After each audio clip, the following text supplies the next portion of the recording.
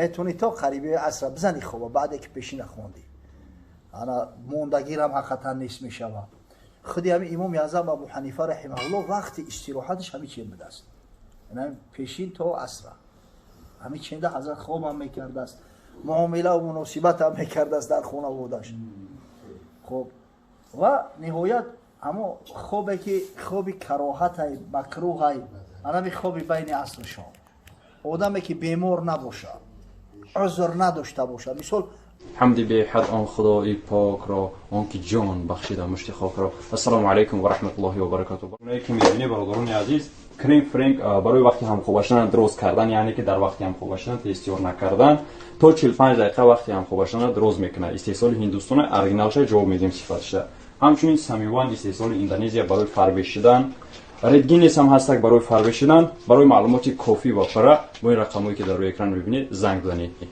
اینا مثلا این شب و روزا یعنی ساعت‌های 8 بعد 8 سرک تمونی اون ساعتک خوب کنی بی‌نهایت خوبه پیغمبر خدا صلی الله علیه و سلم خوب قیلوله را میکرد حتی تاکید کرده است که قیلو فإن الشیطان لا تقیل شما قیلوله کنه میگم زیرا شیطان هرگز قیلوله نمیکنه شیطان قیلوله نمیکرده است بهترین خوب انمی خوبی مقصد امی قیلوله است حتی در یک روایت اومده است که حضرت میگه که القیلوله تزید العقل خوبی قیلوله عقل آدم زیاد میکنه زیادم که نکنه استراحت میکنی اما معنی سرم آرام میگیره خب خوبی رخصت خوبی بعدی پیشین همین خوبی بعدی پیشین خوبی رخصت های میتونی تا قریبه عصر بزنی خوب بعد که پیشین خوندی انا موندگیرم حقیقتا نیست میشوه خودی همین امام اعظم ابو حنیفه رحمه الله وقتی استراحتش همین چی بوده است یعنی پیشین تا عصر همین چنده حضرت خواب هم میکرده است معامله و مناسبت هم میکرده است در خونه بودش خب و نهایت اما خوبه که خوبی کراهت های مکروه های انا خوبی بین عصر و شام آدمی که بیمار نباشه عذر نداشته باشه مثال عذر که سمی نده و اگر خونک نبیچوره دیگر کارش بود کردن نمیتونه اگر عذر موجه که نداشته باشه همین بین عصر و شام خواب نکنه برای همین بین عصر و شام ساعت بینهایت نازکه ساعتی هسته که بینه که پیغمبر خدا بعد عصر حتی یکون نماز سنت نخونده است یکون نافله را مداوم نخونده است که بر ما سنت شود انا وقتی ذکر وقتی دعا اجابت می شود در همین وقت ملائکه ها همدیگر را سمی نمیکردند زمین نمیشه شود هم پستور از دعوت میکنند این ملائکه ها میروند در هر حالت ترا دریافتند پیش پروردگار اچاد میتن که همین فلان و فلان و بندهات فلان کارا میکردند من همین دیده که همین عادتا بین عصر تا شام سعی میکنن قرآن زیادتر بخونن ذکر زیادتر کنن وقتی همین نزول رحمت های همو بهترین وقت در عرفات که خودش عرفه اصل حجای رکن اساسی حجای همو عرفات همو وقتی دعا و وقتی اجابت دعاش همین چی نیاخی همین مقصد که میشتن تا وقتی غروب افتوبه عصر پیشینه برای هم در اونجا نزدیک مقصد برابر میخونن جمع میکنن جمعی صلاتر که وقت زیادتر مونه بعدی عصر ایده همون دعا انا بعدی همون عصر وقتی که عصر خوندی تا وقتی غروب افتوب وقتی همین ذکرای وقتی دعا پیش پروردگار اجابت میشه اما اگر آدم بیمار باشه یگون ضرورت داشته باشه برای او را مباح میشه و همش انشاءالله همین جمله بندی و چیزاش هم یگون تاش مقصدی مربوط به طلاق نمیشه با او سخنو طلاق واقع نمیشه فقط همین شاید بعضی‌ها همین مسئله را میدونن و دیده که رزمور زیاد میشه بعدی از همون زکس جدا شدن هم حالتوی میشه که انا شه عروس سر نمیته میگم من زنی سرتی ندارم بعد مشقت میکشن مثال ایرا شوهر داده نمیتونن که تو زمانی او طلاق نده شاید همین چیزا رو به نظر گرفته در بعضی حلنامه ها و همون کاغذای میگیرن که مقصد اخیر نمیگیری که حلنامه سودا همجا بعضیش ده ثبت میکردیم که نام برده از نگاه شرعی زنی خود رو طلاق داد یک تاشا منم خیلی را خوندم و چشم خودم خوندگیم اگر همین جمله باشه در کجویی در هر حلنامه یکی باشه اون مردک باید از سری نوزنش نکاح کنه زیرا که این طلاق کتبی میشه وقتی گفت از نگاه شرعی زنی خود رو طلاق خودت امضا میکنی یا که با فرمان تو وکیلت امضا میکنه با سپارش تو علاقه طلاق واقع میشه بعد همون امضا کردن.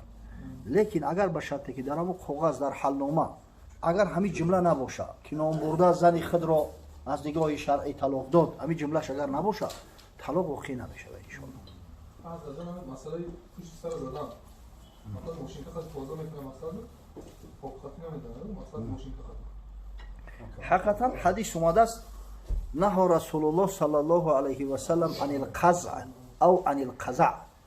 پیغمبر صلی الله علیه و سلم از همین قزع یا قزع نهی کردگی. در شرح همین کلمه شارح‌ها میگن که قزعی است که در بالای سر مونمونی و اطراف سر همه را بزنی. انا همین طریق رویت اومدگی ده. گپ در سر ای است که منخو پیش منخو همین راهبای نصرانی پریچوسکشو همین خیلی بود. ولی منخو را دیده تا گرد و بگرد میزنن.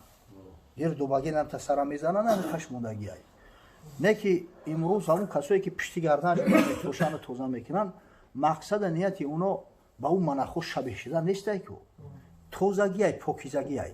اگر به همین خاطر بگیری همون پشتی کلا را توزه کنی بگذار با تیغم بوشه که همین گردنم تست چرکی نشود در جنجالی زنگ نمونه میشولو بخیره. برای که خدای تعالی خودش پاکی را دوست می‌داره. این الله نظیف یحب النظافه. نه که مقصد همون چیزی که مکروه تحریمی ای ناخوبای ناخوشای همیه که با مردم غیر مسلمان تقلید کنی در پریچوسکا. بعضی هم بچهای خود مقدسیان کو یا پریچوسکا از برای خدا بعضیش سرش همین خیلی میکنه که میگوی دوستک همونجا خونه کده است. خونه دوستک اوری ای بیوخی. انا اگر همین چیزا نباشه مقصدی پشتی گردن اساسا برای همین میزنن که همین پشمو در گریبان نباشه و تست چرکی نشوه. موی سر بخوی نخوی روغن میبرو را کوخی. هممون میدونه. برای همین سردای میشوان بیچاره مردم به شامپون. اگر همین نیت پاکی و تازگی باشه ان شاء الله بخیر. فرق نداره ماشین حقیقتی پستش میکنه. حقیقتی میگیرش ان شاء الله بخیر. خوبی بعدی پیشین گفته اون حضرت پیغمبر میتونه سنت است. خوبی رخصت ای. اگر خوبی که بهترین خوب حضرت خوبی قیلوله میکرد. خوبی پیغمبر خوبی قیلوله ای. حتی میگم که حضرت تاکید کرد از حدیث ای. میگه قیلو فین شیطان لا تقیل. شما قیلوله خوب کنه که این شیطان قیلوله نداره. خوب نمیکنه. القیلوله تزید فی العقل. قیلوله عقلی آدم زیاد میکنه. اما خوبی رحمت خوبی قیلوله ای. این خوبی که بعدی پیشینه خوبی رخصت ای. رخصت ای. اینو اجازه هست ای. برای آدمای خصوصا کارگر با مخصوصا همونایی که در بازارن انا اخی بیچاره همین وقتی کارشو سحر کو یا قیلوله خوب کردن نمیتونن. انا همین وقت بیان ان شاء الله بین پیشین عصر خوب کنن رخصت ای یگون اشکال نداره ان شاء الله. مردم اختیار کرده که باید پیدا میکنن من جو پرشن سرشون میمونم یگون سالی سیوال میکنه کی مردم اختیار من سالی استولی کوریش سر شبون یک سالی سیوال میکنه بعد پیشین بعدش پیشین خودم ابو با تعریف رو کی سبا شجیز ده نو عبیدا پزاکون و ارخیمدا پلاگایتسب زریمنود منم تعریف میکنن و کای و اسلامی اگه مسلمان میره سرک شب میمونه دروز میکشه راحت میکنه او چیا که همین سر مراکود رفتن اصلا همین فرمولیروفکش اندک غلط هست. اک مقصد که خدا با شکر در همه حال شکر من تسلیم حکم پروردگارم نه که به همین شکل که خدا ای بد نکنه ایران که شکایت وری میشود در پیش پروردگار چی شکایت میکنی لا تشکون میگه الی الخلائق انما تشکر رحیم الی الذی لا یرحم. در پیش خلایق چی شکایت میکنی ای خدا تو رحیمه در پیش مردمی که رحم ندارن شکایت کردستی گله کردستی ای بوداش همین خدا ای بد نکنه بهترش که نگیم بچه‌ها. همین کسی پرسید شکرانه نعمت الله ما شکرانه خدا را میکنیم هم در سختی و مشقتش هم در نعمت رحمتش. انا ای گپی بهتره نه که همون کسایی را که عادتا میگن خدا ای بد نکنه نیت چومی های که مقصد که شکرانه نعمت پروردگار حالت امکان داره که من مستحقی ای را مقصد مصیبت های سخت دارم ولی هم خدای تعالی رحمت کرده.